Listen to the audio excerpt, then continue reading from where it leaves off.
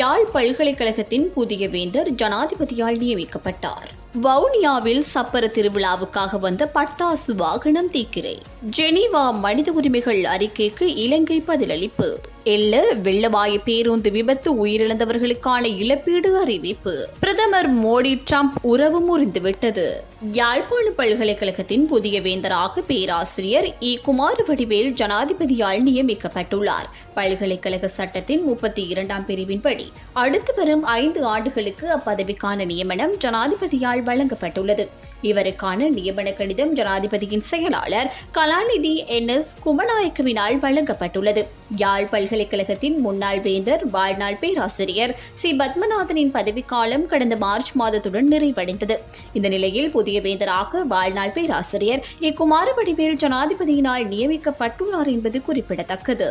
வவுனியா வெளிக்குளம் பிள்ளையார் ஆலயத்தில் நேற்று இரவு நடைபெறவிருந்த சப்பர திருவிழாவுக்காக பட்டாசுகளுடன் வந்த பட்டாரக வாகனம் திடீரென தீப்பிடித்து எரிந்து நாசமாகியுள்ளதாக வவுனியா போலீசார் தெரிவித்தனர். திருவிழாவில் வெடிக்கொளுத்துவதற்காக பட்டாசுகளை இறக்கிக் கொண்டிருந்த போது வாகனம் தீப்பிடித்து அதிலிருந்து பட்டாசுகளும் வெடித்துள்ளன. சம்பவம் குறித்து வவுனியா மாநகர சபை தீயணைப்பு பிரிவுக்கு தகவல் தெரிவிக்கப்பட்டதை அடுத்து தீயணைப்பு வீரர்களும் ஆலயத்தில் இருந்த மக்களும் இணைந்து தீயை கட்டுப்பாட்டுக்குள் கொண்டு வந்தனர். இருப்பினும் வாகனத்தின் பின்பகுதி முழுமையாக எரிந்து சேதமடைந்தது. இந்த சம்பவம் தொடர்பாக வவுனியா போலீசார் விசாரணைகளை மேற்கொண்டு வருகின்றனர்.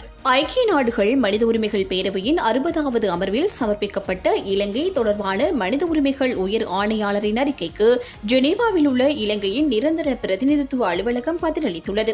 இந்த பதிவில் குறித்த அறிக்கையின் அடிப்படையாக அமைந்த மனித உரிமைகள் பேரவையின் 57வது முதலாவது தீர்வை இலங்கை ஏற்றுக்கொள்ளவில்லை என்பதை இலங்கையின் பிரதிநிதித்துவ அலுவலகம் தெளிவுபடுத்தியுள்ளது. மேலும் இத்தீர்மானத்தின் கீழ் செயற்படுத்தப்படும் இலங்கை பொறுப்புக்கூறல் திட்டத்தை இலங்கை தொடர்ந்து எதிர்ப்பதாகவும் உறுதிப்படுத்தப்பட்டுள்ளது. இதுபோன்ற வெளிப்புற திட்டங்கள் குறிப்பாக உள்நாட்டு நல்லிணக்க முயற்சிகளுக்கு தீங்கு விளைவிக்க கூடியவை என இலங்கை சுட்டிக்காட்டியுள்ளது. மனித உரிமைகள் உயர் ஆணையர் அலுவலகத்துடன் இதன் நிரந்தர மனித உரிமைகள் பொறிமுறைகளுடனும் இலங்கை நெருக்கமான ஒத்துழைப்பை பேணி வருவதாக தெரிவித்துள்ளது. இதனால் இலங்கை தொடர்பான மனித உரிமைகள் உயர் ஆணையாளரின் இறுதி அறிக்கை துல்லியமாகவும் சமநிலையுடனும் நிலைமைகளை பிரதிபலிக்கும் வகையில் சமர்ப்பிக்கப்பட வேண்டும் என இலங்கையின் பிரதிநிதித்துவ அலுவலகம் கோரியுள்ளது.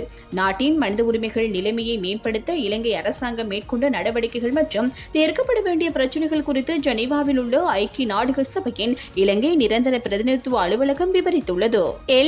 வெள்ளவாயு பிரதான வீதியில் நேற்று முன்தினம் இரவு இடம்பெற்ற பேருந்து விபத்தில் உயிரிழந்தவர்களுக்காக இழப்பீடு வழங்க ஜனாதிபதி நிதியம் தீர்மானித்துள்ளது.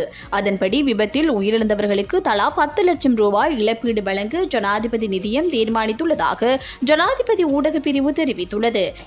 வெள்ளவாயு பிரதான வீதியில் சுற்றுலா சென்ற பேருந்தொன்று பள்ளத்தில் வீழ்ந்து விபத்துக்குள்ளானதில் 15 பேர் உயிரிழந்ததுடன் 19 பேர் காயமடைந்தமை குறிப்பிடத்தக்கது. அமெரிக்காவின் முன்னாள் தேசிய பாதுகாப்பு ஆலோசகர் ஜான் பால்டன் இங்கிலாந்து செய்தி நிறுவனத்துக்கு அளித்த பேட்டியில் தெரிவிக்கையில், அமெரிக்க ஜனாதிபதி டிரம்புக்கும் இந்திய பிரதமர் மோடிக்கும் இடையே ஒரு காலத்தில் தனிப்பட்ட முறையில் நல்ல உறவு இருந்தது. அது இப்போது முறிந்துவிட்டது என நான் நினைக்கின்றேன். இது அனைவருக்கும் ஒரு பாடம். உதாரணமாக இங்கிலாந்து பிரதமர் கெய்ர் ஸ்டார்மருக்கு இது ஒரு பெரிய பாடம். டிரம்பை நம்பி ஏமாற்றம் அடைய வேண்டாம். ஒரு நல்ல தனிப்பட்ட உறவு சில சமயங்களில் உதவக்கூடும், ஆனால் அது உங்களை மோசமானவற்றிலிருந்து பாதுகாக்காது. அரசு உறவு வேறு, ராஜாங்க உறவு வேறு, தனிப்பட்ட நட்பு என்பது வேறு. அதனால் தான் அவர்களுக்கு இடையில் மோதல் ஏற்பட்டுள்ளது.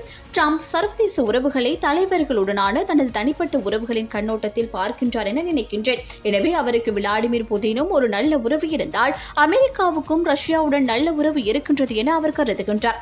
ஈஸ்டனில் நடந்த ஹவுடி மோடி பேரணி முதல் அரசு வருகைகள் வரை தலைப்புச் செய்திகளில் இடம் பிடித்த மோடி ட்ரம்ப் இடையிலான உறவு இப்போது மோசமாகியுள்ளது. இரு நாட்டு உறவு மோசமான நிலைமையை அடைந்துள்ளது என தெரிவித்துள்ளார். இந்தியா அமெரிக்கா இடையே வர்த்தக போர் நீடித்து வரும் சூழ்நிலையில் ஜான் பால்டன் இந்த கருத்தை வெளியிட்டுள்ளது பரபரப்பை ஏற்படுத்தியுள்ளது.